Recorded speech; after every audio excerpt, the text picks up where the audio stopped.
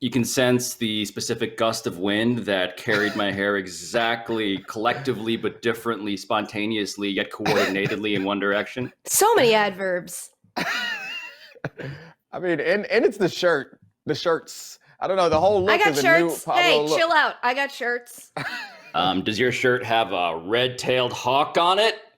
Wow. Yeah, full screen. We took Pablo full on Take that. it full. Take me full. Welcome to Highly Questionable. I'm Katie Nolan. That's a red-tailed hawk, and Dom Foxworth is also here. Let's get started. Oh, God.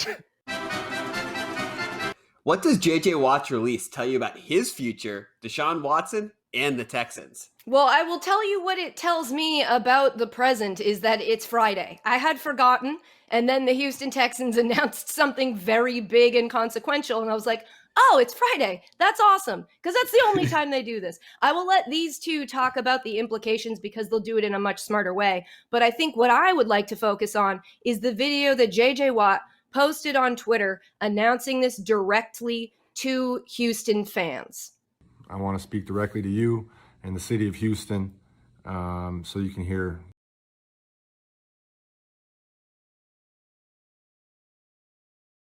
them for my release, and we have mutually agreed to part ways at this time. Yeah, nothing says that I am the good guy like wearing a purely white hat. Nothing else on it. He literally wears the white hat. I thought, look, J.J. Watt has been made fun of for being too sweet and too corny, and then I think people have started to come back around on just embracing that about him. So this makes perfect sense to me that this is how he announced it, but it very much felt like I was being told that mom and dad were getting a divorce and that it wasn't my fault. It was very triggering in a very strange way, but ultimately a good thing. And I think that Houston Texan fans are going to take it as well as they possibly could. But the question was about the implications, so one of you talk about them.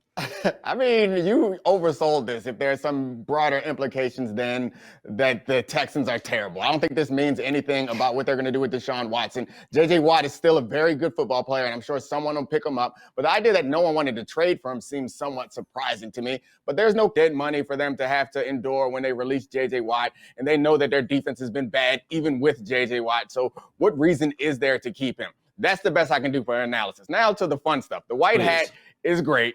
The corniness is there. I don't think people have a problem with any of that. I think they have a problem with the fact that they feel like it's all disingenuous. And they feel like it feels like he's trying to manipulate you in a way that like an 80s sports movie would. And we're like, no, we're past that. We see through that. Like we kind of root for the bad guys now. But it doesn't matter because I like it. It's so lame and corny. Just disproved your entire point. Yeah, it made a great point and then just turned it right around. It's like, I mean, you like animals, you like dogs. He comes off to me as like one of those big goofy dogs who just flopping around. Yes. They're so happy. Don't make them mad because they'll break your quarterback, and you just want to give them a hug. Yeah, I gotta say, J.J. Watt, and I hope he does not take this the wrong way, he's a real corny jawline. Like, it's not that his corniness comes from the jawline. It's simply that when you see a guy who's that conventionally handsome, who's like this golden ratio alpha male 80s teen movie, Domonique, you're on board with me. Don't shake your head. That sort of like stereotypical jock, you're like, yeah, that guy is kind of corny. The thing about this story in particular, though, is that he's also giving cover to Deshaun Watson in the eyes of people who may actually give more credibility to that sort of jock character, right? The fact that J.J. Watt also wants out of the Texans so badly, it gives people maybe pause to think who otherwise maybe would not. Maybe this other guy, this Deshaun Watson quarterback character, maybe his complaints are actually grounded in something beyond a certain stereotypical selfishness. Surprisingly, though, I felt like most people supported Deshaun Watson. I don't think he needed this J.J. Watt cover, and the president of the organization retiring is more cover that I don't think he need. I honestly was shocked that we got to the point where we were, where Deshaun Watson signed a contract extension in September, won it out after the season, and most people in sports media and most people on the internet that I came across, people that I suspected to tell him to just shut up, you get paid so much, that's what the money for, we're like, hey, it really stinks down there. Someone save that man. But with this particular release, Domonique, you also mentioned something before that I think is suspicious in all of this, which is that maybe there could have been a trade. And if JJ Watt is going to agree and give his weight behind this mutual parting, this conscious uncoupling, doesn't it kind of feel like in exchange, JJ Watt is maybe not supposed to publicly trash the people who came to that mutual agreement? Like, I feel like that's part of the deal here, whether it's between the lines or completely behind the scenes. We'll do this for you. Please don't continue to gang up on us with Deshaun Watson. Look, That's it's not how breakups entirely work. possible if in a divorce, one parent might take the high road and say, look, this isn't about you. Your relationship with your other parent should stay exactly the same. And the other is going to take the money they get from that divorce and spend it on toys for their other kids to try to win them back. If they buy a bunch of toys for Deshaun Watson, they say, look, I can buy your love. We obviously can't get you to love us, but maybe we can get you to stick around. Look at all these toys. Happy Valentine's Day, everyone. Oh, yeah, that's right. Is Steph Curry even better than you thought? Oh, my God. The thing I love about a question like this from producers, a gas baggy question like this, is that the onus is on me to explain to you, viewer, why this question is being asked. He's on a tear right now. I guess statistically is having a season that compares to the seasons when he was unanimously voted the MVP. So of course, instead of just being like, pretty neat, we now have to say, is Steph Curry in the running to be MVP this year? And of course, the most glaring thing that's saying, no, probably not, is the Warriors' record, is the fact that he's so good, his own coach is like, yeah, I'm not going to let him play for as many minutes as I probably could because we are not good enough for him being good to make that much of a difference. So yeah, maybe he is, by definition, the most valuable player to that team. That's obvious. But the team itself has to establish value, or at least establish prioritizing value, which their coach has said they're not doing this season. So I think it would be a difficult argument to make. See, I think this question is pretty neat, Katie. I think the fact that we're talking about this is pretty neat. And it's simply because actually, you are 1,000,000% correct that there is no chance he's winning the MVP when his team is this bad, which means that all he has are segments like this. Us marveling at, hey, this guy's pretty good in a more fair and just world where the word valuable maybe was freed from its terrible definition in the sports context, which is he must be on the best team, therefore can only be considered valuable. We would actually be having a generally smarter conversation about basketball, period. What I will simply say here, though, beyond that is Steph Curry is so good, and he is so good in reflection of that 2015-16 year when he was the most unstoppable offensive player I think I've ever seen, that it makes me get mad at people who are like making trick shot videos. Steph Curry, do we have that video of Steph Curry just throwing threes underhanded from beyond the arc during a game? Because he's doing stuff like this after the buzzer just to mess with people? Like, hey, dude, perfect. Do it in a game. Do it on an NBA floor before I'm impressed. Yeah, I mean, I think that might be the best part of them not really being a legitimate championship contender is maybe Steph will start doing stuff like that because who cares? What else is there to do? Like maybe he'll have these legendary moments, these Mahomes-esque left-handed shots, no-look jumpers, underhand half-quarters, just for fun. There was a stat that I heard Stephen A. Smith yelling yesterday morning that blew my mind. That Steph Curry has shot over 40% from three his entire career, except for the season where he was injured, which to me is an exceptional thing just for any player, but a player who has been the focal point of that offense for many seasons and is also the guy who has to take the bailout bad shots, and is also the guy who's not afraid to shoot at the end of the buzzer, shoot from beyond half court. Like he takes some of the most difficult shots and still finds himself amongst the best shooters in the history of the game. That man is incredible, handles the ball. The fact that he handles the ball at near Kyrie levels, passes and distributes as good as we can ask for, and does all this stuff at a level that we haven't seen ever before in one single player means he is incredibly valuable. And the definition of most valuable player does change from year to year. So sometimes it's the best player on the best team. Sometimes it's the best player not named LeBron. Sometimes it's the player who can get his team into the playoffs and average a triple-double. Sometimes it's Giannis. It changes every year. Why can't it be Steph this year? Sometimes, according to certain sports analysts, it's the person that if aliens landed on Earth and I like that said, one, though. show That's a me good your one. best I like player, that one. That's a good you one. would bring that player. Who is it? I don't remember who said that on television a bunch of times. I've heard it before, but I like it. I think that should be the new standard definition is the alien definition. Yeah, can you beat the aliens? Up next on HQ. This doesn't even make good, logical, strategic sense. You think of him as a good strategic coach, but why would you bring this guy in? What is Chris Doyle doing? Like, he ain't that good. He gonna tell guys to lift weights. Everyone's gonna tell him to lift weights. The all-new Sienna. Toyota, let's go places.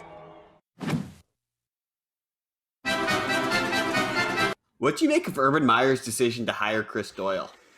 So, Chris Doyle is a name you might know. He was the strength and conditioning coach at Iowa from 1999 until I believe last year when allegations came out in regards to his handling of situations with his players and having what has been alleged to be a different standard for white players as opposed to black players. That in conjunction with the fact that he has also been responsible for sending a number of his players to the hospital with conditions that arise from working out too much in a way that is not actually good for your body. It's detrimental.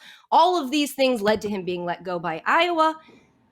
And now he's being hired by Urban Meyer to work for Jacksonville, which may lead a lot of people to say, so why? Somebody should explain this. And luckily for us, Urban Meyer did. Unluckily for us, what he said was, I vetted him. So we're good. And maybe that would be valuable coming from someone whose ability to vet staff is something I trust. Unfortunately, for me personally, with Urban Meyer, because of things in his past, I don't think I would list ability to vet staff that are okay on a personal level. I would not list that as one of his top skills. Winning football games, knowing football, pushing people hard, sure. But I don't think that it's a credential that he's earned. That's my opinion. If he wants to show me, prove to me that he has earned that benefit of the doubt, I would be more than happy to give it to him. But it's strange to me that he sees the best defense of this hire is invoking a thing he hasn't earned. The right to say, I think it's cool, so trust me. It's because we've never made anybody actually say why they're sorry, how they've changed, how their opinion of something has changed. I mean, if you look at an apology from somebody who's been accused of doing something, and all it says is that they definitely didn't do it, that should be a red flag. Because if you're actually going to consider the accusations being levied against you, then there would be a bit of doubt. There would be a bit of fear. You'd be like, I don't think I did that, but let me make sure I didn't. And I haven't seen that from either of these two men. And that's because we don't make them say that part. We accept when they say, I'm sorry, I didn't mean to. I definitely didn't do it. And then we're way too quick to let them off the hook, which is why we end up in situations like this. And it's why no matter what words I say right now, I'm going to get yelled at. And these two guys are still going to have jobs. It's not going to make a difference. So I think Urban Meyer, I thought he would be a successful NFL head coach because I didn't think that the transition from college to pro was going to be something that he would have difficulty with. But this kind of his first big public maneuver seems like he does not understand that this is not college anymore and that your word does not just carry enough weight. Maybe it does right now for Jacksonville, but these things pile up really quick and you can't win your way out of problems like this, like he had at Florida, because it's not just with vetting staff. It's also with building a program. The situations that they had in Florida and the people that they had in Florida had connections to some really, really bad things, as time would tell us. So it's clear to me that, Katie, you nailed it. He knows about building football, winning football, footballing football, and football on football. He's got that. But all this other stuff seems to have him confused because this doesn't even make good, logical, strategic sense. You think of him as a good strategic coach, but why would you bring this guy in? What is Chris Doyle doing? Like, he ain't that good. He gonna tell guys to lift weights. Everyone's gonna tell him to lift weights. He gonna tell guys to run around a little bit. everyone's going to tell him to run around a little bit. So I don't understand why he's willing to risk this much, or at least put himself in our crosshairs in this way for someone who I can't imagine is that valuable. Urban Meyer is hella loyal to some people, I guess. You know, it just reminds me, guys, that the biggest problem in America is cancel culture.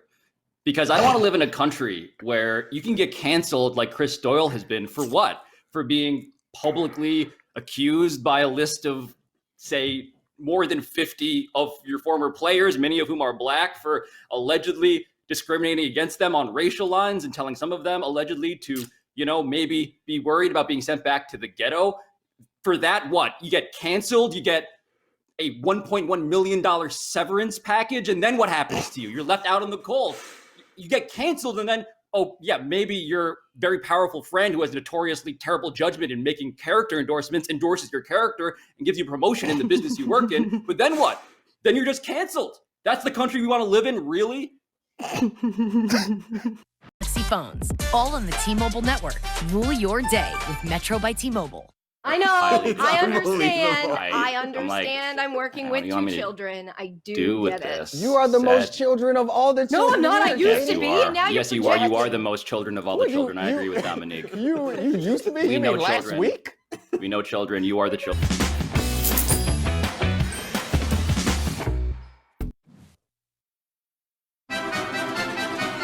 Do you question if this puppy is a bleep hole? I will say it matters what the bleep is, I guess. But either way, Both parts, actually. I was being told what the setup was, and I wasn't listening because I was thinking about how cute this puppy's gonna be. So I actually don't know how to toss to this clip, but it's of a puppy. So let's take a look at this clip. Oh. The music for me really does make this segment awful. Worthwhile.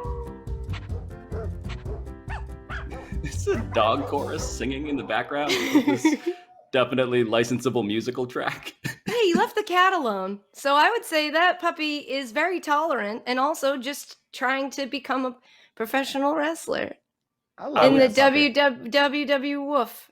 Okay. Oh, how dare you. I do love that puppy, and I love that house. I would love to live in a world where a puppy like that can jump down on a dog like that, and we could all laugh about it and move forward and be proud of the puppy for overcoming whatever oppression that forced that poor little black dog to have to defend himself in such a way. Oh my God. Stay None strong, of this is gonna air. Malcolm Pup. Hold on. Maya Angelwolf? Stop! No. You made us wait for that? Tomorrow afternoon, Boston College and Syracuse. Why are they asking if we're intrigued about this, you ask? It's a good question. It's because Jim Boeheim did something funny with a mask and we needed a reason to roll the tape. Roll the tape. On the road in the ACC. But this is a place where they have had success. They've won Where- accomplished. What is the mask? Oh, that's one of those like clear plastic masks. It's not doing anything though. Oh no! Oh my God! Oh my God! Oh my God! Streaming on HBO Max, The Bridge. That's right. HBO is getting into reality television, which means this could be really good in a way that makes you feel potentially really icky. But let's take a look. Everyone's got a story. Cheers. What have I got myself in for? What am I doing here? I've got a second chance to embrace my life. I'm gonna give it to the max. Below the tower lies £100,000. You must walk to the tower by building a bridge. But only one of you will be awarded the prize. Everything is against us. The challenge doesn't feel like it can be done. There's a flare! Which of your teammates are selfless or selfish? This is the difference between you staying and going. Oh my God. this is go big or go home time. Let's do it, guys.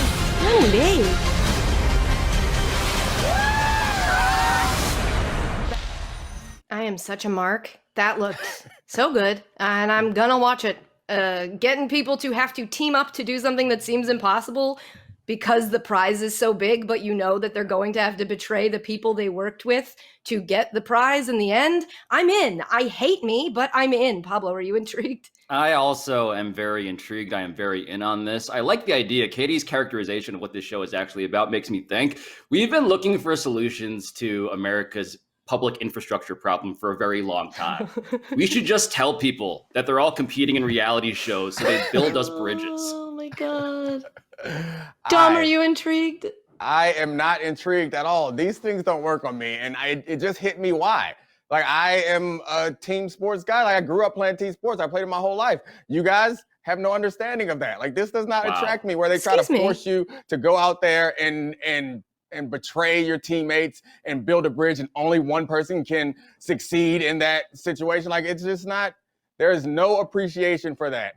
What are you talking in this group about? except for me? I'm talking about I you two. was the captain of the Framingham High School dance team for 2 years. I think I may have been, I don't want to say this without fact checking, our first junior captain. I was a junior and I was in charge. You want to tell me I don't know how team sports work? I mean, I'm embarrassed for you. And I was the captain of the Regis High School Lincoln Douglas debate team. So go yourself. It's a logical fallacy. Hey, Katie, I'm sorry. Pablo, that don't count. All right, that's it for our show. If you want more Pablo Torre, you can listen. I don't know why, but you can listen to the Daily, ESPN Daily with Pablo Torre. Dom, you do stuff on TV mostly, but whatever. you do other stuff. Watch it. I really want to know which one of us would be the one who betrays the other one at the end of the bridge. My money's on Pablo. Wait, no.